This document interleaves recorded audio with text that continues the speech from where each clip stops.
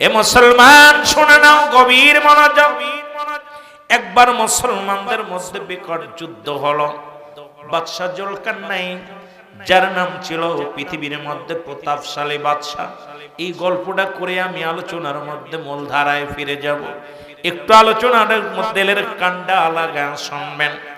যুদ্ধ হলো, অনেক মুসলমান ধরা পড়লেন, মুসলমানদেরকে গ্রেফতার করা হলো, মুসলমানদের ধরে ধরে হত্যা করা হলো। বাদশা জুলকারনাইন তিনিও তখন কিন্তু মুসলমান বাদশা ছিলেন, বিশাল ধনী বাদশা ছিলেন। তখন ওই বনি ইসরাইলদের মধ্যে একজন নবী, অনেকে বলতেন নবী, অনেকে বলতেন নবী নয়, হুজাইর আলাইহিস সালাম, তার নামটা ছিল, তিনিও গ্রেফতার হলেন। জোরে জোরে চিল্লায়া বলা যাবে না আল্লাহু আকবার।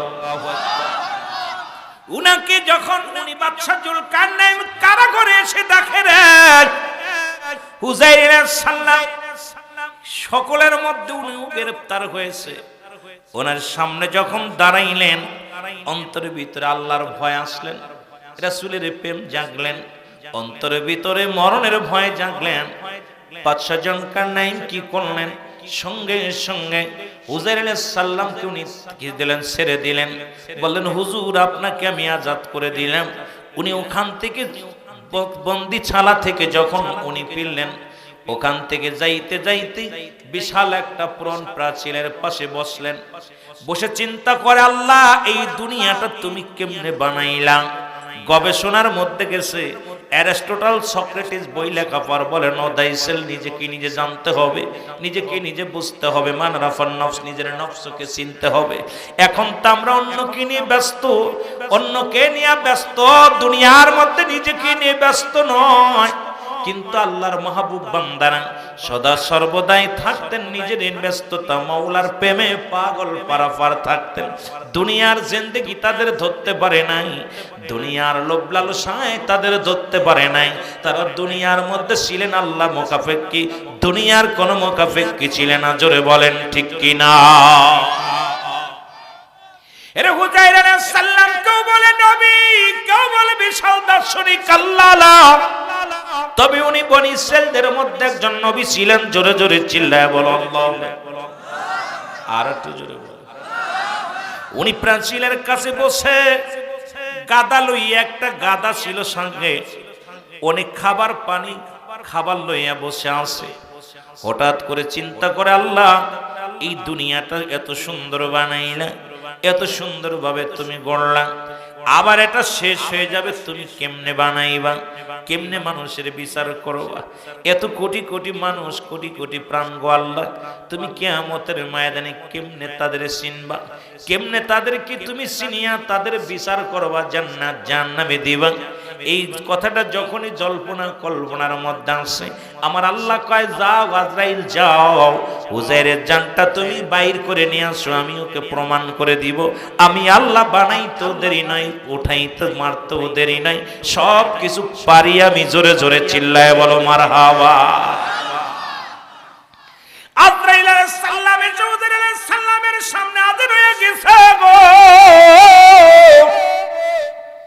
সঙ্গে সঙ্গে দুনিয়া থেকে বিদায় হয়ে গেছে। একদিন নাই, দুদিন নাই, 100 বছর পার হয়ে গেল। কত বছর? জোরে বলেন কত বছর? 100 বছর মারা গেলেন। 100 বছরের মধ্যে পাশে উনি ওনার যে গাদাটা বাঁধা ছিল, ওই গাদাটাও না খাইয়া, পানি না খাইয়া, খানা না খাইয়া গাদাটাও মারা গেল। অবশিষ্ট থাকলো উনার যে পানি নিয়ে গেলেন, এই খানা দানা যে খাবার নিয়ে গেলেন, এটা পাশেই ছিলেন। 100 বছর পরে আমার আল্লাহ, মুসলমান শুনে নেন, শুনে নেন, আমার আল্লাহ আবার হুজাইর আলাইহিস সালামকে জিন্দা করলেন। জোরে জোরে চিল্লায় বলা যাবে না মারহাবা। এরে আল্লাহ তোমায় খুঁজতে যাইয়া পড়ে গেছি বিসন্দায়, তুমি মানুষ দিয়া মানুষ বানাও, তুমি থাকো কোন জায়গায়? আল্লাহ তোমায় খুঁজতে যাইয়া পড়ে গেছি বিসন্দায়। খুঁজে এত সহজ নয়। পাহাড়ে মন্দিরে আমরা খালি চিন্তা করি মসজিদে গেলে আল্লাহরে পাবো। আল্লাহ কি মসজিদে থাকে, মন্দিরে থাকে? কোথায় থাকে? আল্লাহর একটা বাড়ি আছে, সেই বাড়িটা মুমিনের কলবে, জোরে বলেন ঠিক কিনা? আফি আনফুসিকুম আফালা তুবসিরুন, জোরে বলেন না মারহাবা। এই আল্লাহর কুরআন বলে, এই বান্দা আমার বাড়িটা কোথায় শুনে ল। আমার বাড়ি মসজিদে নয়, মন্দিরে নয়, ওই কোথায়? এখন খালি মসজিদে যে খালি তাসবিহ টিপি, বাইরে এসে সুবরি চুরি করি, বাইরে আইয়া মানুষের ফাঁকি দিই, বাইরে টুপি মাথার মধ্যে দিয়া মিথ্যা কথা বলি, চগলখুরি করি। চিন্তা করি মসজিদে গেলে আল্লাহ আছে, বাইরে আল্লাহ নাই। আল্লাহ থাকে মুমিনের কলবে, জোরে বলেন না সুবহানাল্লাহ। আর যে বান্দার মুমিনের কলবের মধ্যে আল্লাহ ঢুকে গেছে, দুনিয়া ছেড়ে দিছে, সে কখনো দুনিয়া আর পিছে দৌড়ায় না। সে নামাজ ছাড়তে পারে না, মিথ্যা বলতে পারে না, দুনিয়া জীবন চলে যাবে, মিথ্যা বলতে পারে না। গতকালকে দেখলাম আপনাদের পাবনাতে একটা অটো ড্রাইভারকে এক মহিলা ভাড়া করে নিছে। ভাড়া করে নিয়ে আর গভীর রাত্রে নিয়ে তার গলার ভিতর একদম রশি দিয়ে আটকায় অটোটা নিয়ে গেছে। সারা রাত ভর তাকে মারছে, পড়ে আছে। পড়ে থাকা পর তাকে উদ্ধার করার পর উদ্ধার কর্মীরা যখন উদ্ধার করছে, উনি চিন্তা করছে আমার ছেলে মেয়ে খাবে কি, 4টা মেয়ে 2টা ছেলে, তারা খাবে কি? বাবা তো এমনই হয়। গতকালকে দেখা পর আমি আশ্চর্য হয়ে গেলাম। উনাকে রক্তাক্ত দেহ, উনাকে বলতেছে আপনাকে হাসপাতালে নিতে হবে। কয় আমার ছেলে মেয়ে কি খাবে? অটোটাই ছিল আমার সম্পদ, এটা দিয়ে আমি ভাড়া উপার্জন করতাম, এটা দিয়ে আমার ছেলে মেয়েদেরকে চালাইতাম, আমার ছেলে মেয়ে কি খাবে? চিন্তা করতেছিলাম যে নিজের গায়ে রক্ত, সবাই বলতো আপনার গায়ে রক্ত ছুটতেছে, আপনি এত অসুস্থ। আপনি কয় আমার চিন্তা করি না, আমার ছেলে মেয়ে কি খাবে, আমার তো সম্পদ নিয়ে গেছে। বাবা, সব বাবারা বসে আছেন এরকম বাবা প্রতিটা বট গাছ। এই বট গাছগুলো যেদিন হারিয়ে যাবে, এটা যে কত ছায়া এটা বোঝা যাবে তখন। এখন আমরা বুঝতেছি না। এই বট গাছগুলো যখন মাথার উপর থেকে ছায়া সরে যাবে, তখন বুঝতে পারবেন বট বৃক্ষের ছায়া কেমন ছিল। আমার ভাইরা, আমার বন্ধুরা, আমার শোনালাম, উনি 100 বছর পরে জীবিত হলেন। উনি উঠে দেখেন, সব কিছু দেখতে পাইলেন। চিন্তা করে যেখানে দালান ছিল না, দালান আসলো কই থেকে? গাছ ছিল না, গাছ আসলো কই থেকে? উনি আশেপাশে যত তাকায় যত জিনিস দেখতে পায়, চিন্তা করে আল্লাহ এই আজব জিনিসগুলো কি দেখাও আমারে আল্লাহ, এই জিনিসগুলো তো আমি দেখি না, আমি তো সকালে ঘুমাইলাম। আর হুজাইর আলাইহিস সালামের জানটা কবজ হয়েছিল সকাল বেলা, আর ওনাকে জিন্দা করা হয়েছিল মুসলমান আসরের সময়। সুতরাং বিকেল বেলা তাকে জিন্দা করা হলো, আবার তাকে জিন্দা করা হলো। সুতরাং উনি চিন্তা করে সামান্য একটু ঘুমাইলাম। জিবরিল আমিন এসে ডাক দিয়ে বলে, হুজুর আপনি কতক্ষণ পরে ঘুম থেকে উঠলেন? কয় আমি কতক্ষণ পরে ঘুম থেকে উঠলাম, আমার কি জিগাও? আমি তো সকাল বেলা ঘুমাইছি, সবে মাত্র বিকেল বেলা উঠেছি। জোরে জোরে চিল্লায় বলেন মারহাবা। কত বছর? কত বছর? 100 বছর ঘুমায় আছে, কিন্তু উঠছে বলছে আমি তো সকালে ঘুমাইছি, এই মাত্র বিকেল উঠছি, ঘুমটা ভালো ভালো পুরে নাই, চোখ টুকতেছে। বলে হুজুর আপনি গাধার দিকে, গাধাটা কোথায়? গাধার দিকে তাকায় দেখে গাধার কিচ্ছু নাই, 2-4টা হাড্ডি গুড্ডি পড়ে আছে। বলে হুজুর ওই গাধাটা আপনার ওই গাছে বাঁধা ছিল? বলে হ্যাঁ। বলে আপনার গাধার দিকে তাকায় দেখেন। হুজাইর আলাইহিস সালাম যখন গাধার দিকে তাকাইলেন, তাকায় দেখে 2-4টা হাড্ডি, ওই হাড্ডি দেখা যায়। বড় আশ্চর্য হয়ে গেলেন, একদম দোলার সঙ্গে মিশে গেছে, জমিনের সঙ্গে মিশে গেছে। আজকে যারা এলাকার মধ্যে যারা বাড়ি ঘর সংসার যারা আমার করেছিল, তারা কবরে শুয়ে গেছে। অনেকের কবরের অবস্থায় একই অবস্থা হয়ে গেছে, হাড্ডি পর্যন্ত তাদের খুঁজে পাওয়া যাবে না। মুসলমান তাদের কি পাওয়া যাবে না, তাদের গায়ের চামড়া খুঁজে পাওয়া যাবে না। যারা আমার করে যারা ছিল বিদায় হয়ে গেল, এই দুনিয়া সব কিছু পড়ে থাকলো, কিন্তু আমাদের আপনজন যারা চলে গেছে তাদের অস্তিত্ব নাই। এই রকম আমার আপনারও বিদায় হয়ে যেতে হবে। জোরে জোরে বলেন ঠিক কিনা? এর থেকে বাঁচা সম্ভব নাই। আমার ভাইরা, আমার বন্ধুরা, আমার যে কথা বলতেছিলাম, ফেরেশতা জিবরিল আমিন বলে হুজুর আপনি কতদিন যাবত ঘুমাচ্ছেন? কয় এত সময়? কয় না, আপনার জীবন থেকে 100 বছর পার হয়ে গেছে। কত বছর?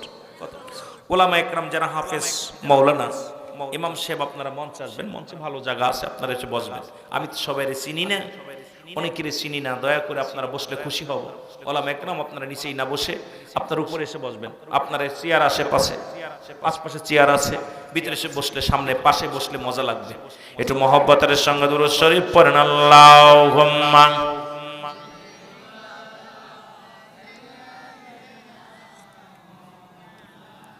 কষ্ট হচ্ছে আপনাদের দুরূদ শরীফ পড়তে? একটু জোরে পড়েন না। আলি সাইয়্যিদিনা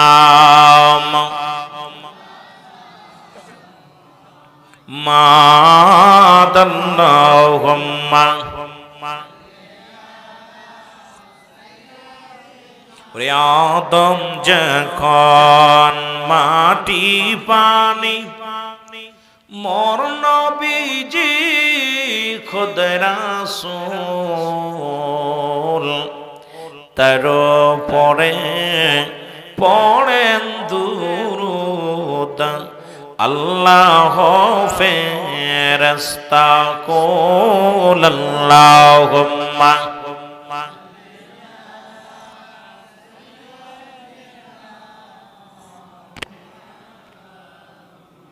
ওয়ালা আলি সাইয়্যিদিনা। এ দুনিয়ার মুসলমান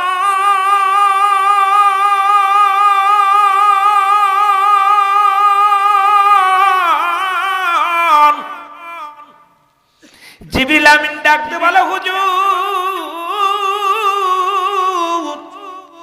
আপনার জীবন থেকে এক বেলা বা দু বেলা যায় নাই, আপনার জীবন থেকে 100টা বছর পার হয়ে গেছে। জোরে বলা যাবে না মারহাবা? উনি আস্তে আস্তে করে দেখে পাশে খানা দানা যা ছিল, খাবার পানি সবই ঠিক আছে। এগুলো লইয়া উনি বাড়িতে চলে গেলেন। এলাকার মানুষগুলো উনার সাথে যারা ছিল সবাই, অধিকাংশ মানুষ মারা গেছে, কেউ তাকে চিনে না। তখন উনি ইয়ং বয়স, 40 বছর বয়স, 100 বছর পরে জীবিত, তাহলে 140 বছর বয়স। কত বছর? 140 বছর বয়স। এলাকার মানুষ চেনে না, কেউ তারে চিনে না। বাড়ি গেছে, বাড়িতে দেখে বিবি নাই, সন্তানেরা অনেক বড়। ছেলে মেয়েগুলোর যে বলে আমি তোমাদের বাবা, বলে কে তুমি? পাগল, কই থেকে আসলা? আমাদের বাবা। তুমি কেমনে বলো? কই না আমি তোমাদের বাবা। কই না আমরা মানি না। লোকজনে বলে, সবাই বলে আমি হুজাইর আলাইহিস সালাম। কই আমি তোমাদের চিনি না। তুমি কোথায় হুজাইর আলাইহিস সালাম বলো, কারণ তোমারে আমরা চিনি না। সে তো অনেক আগেই তারে বন্দী হয়েছিল। কোথায়? বাদশা জুলকারনাইনের। উনি হত্যা করেছে কি মরে গেছে না বেঁচে আছে জানি না, তবে তুমি এতদিন পরে ফিরে আসছো, আমরা মানি না তুমি কোন নবী না, তুমি কোন নবী না, তুমি হুজাইরে নয়, তুমি একজন বানোয়াট মানুষ। সন্তান শিকারা যায় না, ছেলে মেয়ে যারা ছিল কেউ তাকে চিনতে পারে না, গ্রামবাসী চিনতে পারে না। হুজাইর আলাইহিস সালাম ছেলেকে ডাকতে বলে, বাবা তোমাদের মহল্লায় কি কোনো মুরব্বী মানুষ আছে 100 বছর বেঁচে আছে? এমন কোন মানুষ এলাকার মধ্যে আছে কি না? আর একটু জোরে ডাকতে বলে, বাবা ওই পাড়ার মধ্যে একজন মুরব্বী আছে গো। অধিকাংশ মুরব্বী এলাকা থেকে সবাই মারা গেছে। একজন ব্যক্তি আছে, বয়স্ক ব্যক্তি, হতে পারে 120 বছর বয়স তার। বলে ডাক দেন তারে।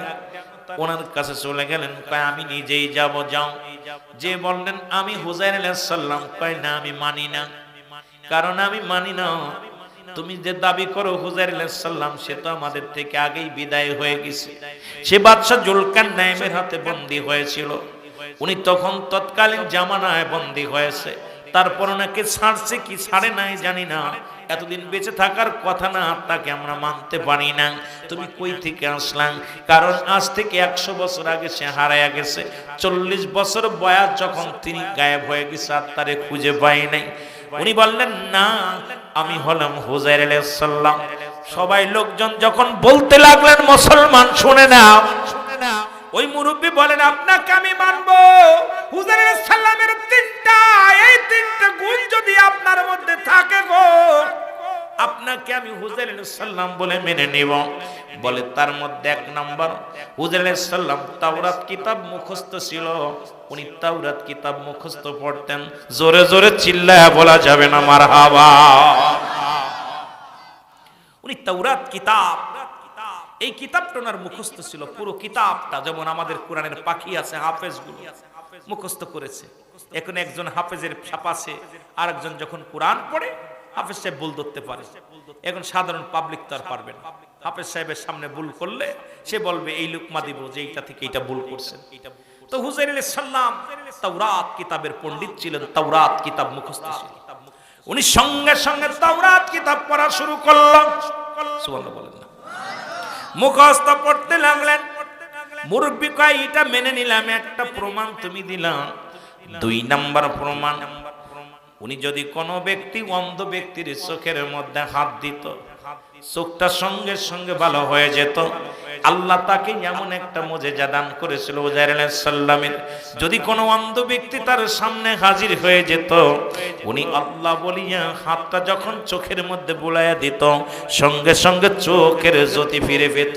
আমি নিজেই অন্ধ, তুমি যদি হুজাইর হও তাহলে আমার চোখের মনি ফিরাইয়া দাও, তুমি চোখের জ্যোতি ফিরাইয়া দাও। হযরত হুজাইর আলাইহিস সালাম বিসমিল্লাহ বলিয়া যখন চোখের মধ্যে হাত লাগাইছে, সঙ্গে সঙ্গে চোখের জ্যোতি ফিরে পেয়েছে। জোরে জোরে চিল্লায়া বলা যাবে না মারহাবা। এইটাও মেনে নিলাম, জোরে বলেন মারহাবা। আর একটু জোরে বলেন। এ মুসলমান নবীর মনোযোগ, এবার এই 3টে প্রমাণ যখন দেয়া দিছে গো, এই রকম চোখের জ্যোতি ফেরা দিলেন।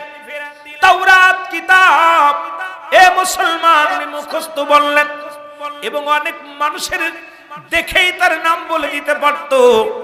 বলে 3য় নাম্বার, কোন ব্যক্তি তার সামনে আসলে তার নামটা কি তিনি বলে দিতে পারত। তুমি বলো কয়টাও পারলেন? সঙ্গে সঙ্গে 3টা যখন প্রমাণ দিয়ে দিলেন, মুরব্বি কয় নিঃসন্দেহ উনি আর কেউ নয়, উনি হলেন হযরত হুজাইর আলাইহিস সালাম। আমি তোমাদের বললাম সন্তানেরা তোমার বাবাকে গ্রহণ করো, উনি হলো হযরত হুজাইর আলাইহিস সালাম। জোরে জোরে চিল্লায়া বলা যাবে না মারহাবা। আর একটু জোরে জোরে চিল্লায়া বল আল্লাহু আকবার। তুমি কেন কাছে থেকে করো দূরে থাকার বাহানা, তোমারও তালাশে আসে কইলাম দেওয়ানা। ওই যে আফি আনফুসিকুম আফালা তুবসিরুন, একটু আগেই বলেছি কোরআন থেকে। আল্লাহ বলে আল্লাহ কোথায় আছে? মুমিনের একদম কাছে নিকটে, কিন্তু দূরে থাকার বাহানা করছে। আল্লাহ কোথায় আছে মুমিন খুঁজতে পারে। আপনার মতো আমার মতো এই কাট্টা মৌলবি খোঁজা সম্ভব নাই। আল্লাহ প্রতিটা মুমিনের কলবের মধ্যে জোরে বলেন ঠিক কিনা। তুমি কেন কাছে থেকে, তুমি কেন কাছে থেকে করো দূরে থাকার বাহানা, তোমারও তালাশে আসে কইলাম দিওয়ানা। বলেন তোমারও তালাশে আসে। কথা বলতে যা হযরত হুজাইর আলাইহিস সালামের একটা ঘটনা আমি বলে গেলাম। আমার বাবারা শুনে নাও, দিলের কান্ডা লাগা শুনে নাও। এরপরও কিন্তু দুনিয়ার ভিতর থেকে তার মরা লাগছে।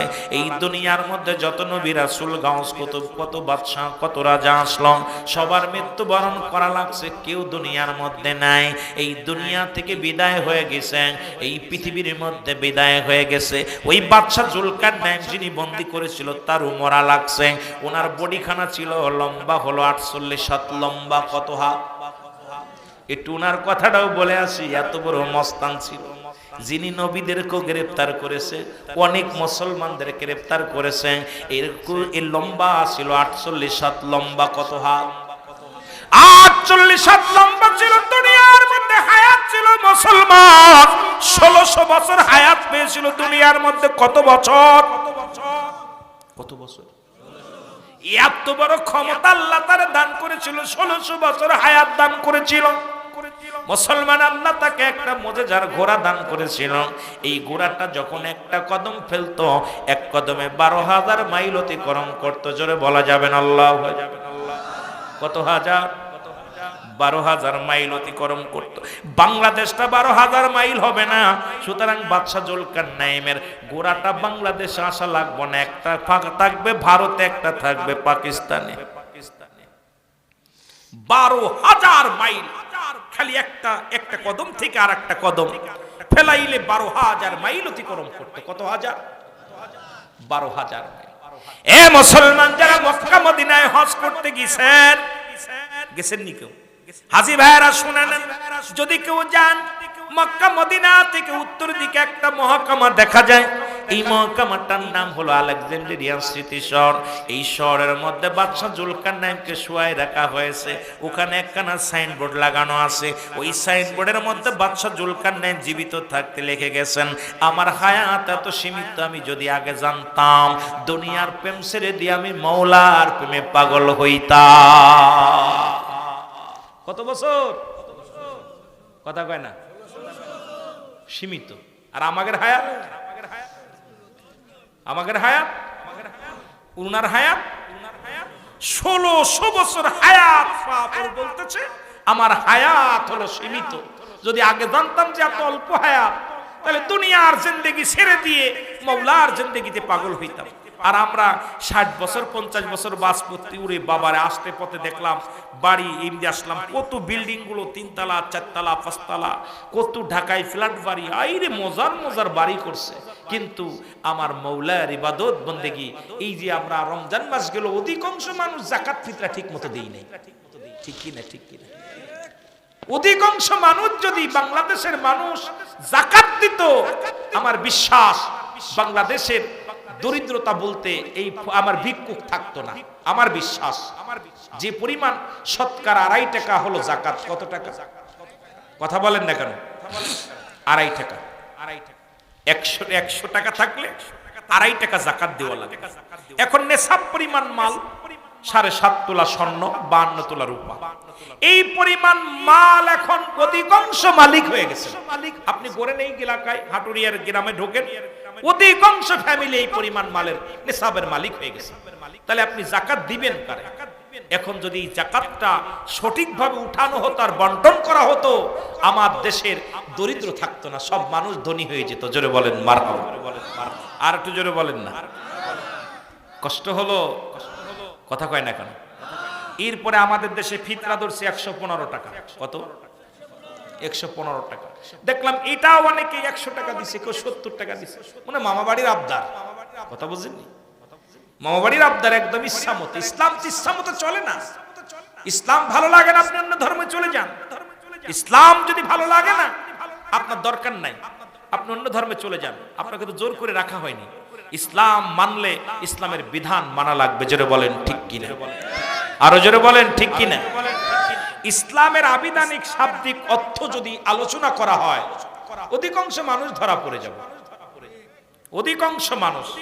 আল্লাহ বলেন ইয়া আইয়ুহাল্লাযীনা আমানু, ঈমানদার বিশ্বাসীরা। আল্লাহ ইয়া আইয়ুহান নাস বলে নাই। কি বলে নাই? নাস শব্দের অর্থ কি? মানুষ। আল্লাহু আকবার বলেন না? একটু জোরে বলেন না আল্লাহু আকবার। আল্লাহ কিন্তু নাসেরে ডাক দেন নাই, মানুষদের ডাক দেন নাই। উঠাউঠি করবেন না বাবা, একটু একটা রাত বসেন, ডায়াবেটিস থেকে মাফসান, একটু কষ্ট করে বসেন, উঠাউঠি করবেন না, বৈশা থাকেন, কাজে লাগবে।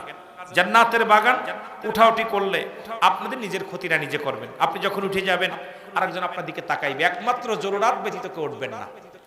তো যেটা বলতেছিলাম যে আল্লাহ বলেন ঈমানদার বিশ্বাসীরা কি করে? দুখুলু ফিস সিলমি কাফা, পরিপূর্ণভাবে প্রবেশ করো। কিসের মধ্যে? ইসলামের মধ্যে। এখন ইসলামের আবিধানিক শাব্দিক অর্থ হলো 80 থেকে 82টা।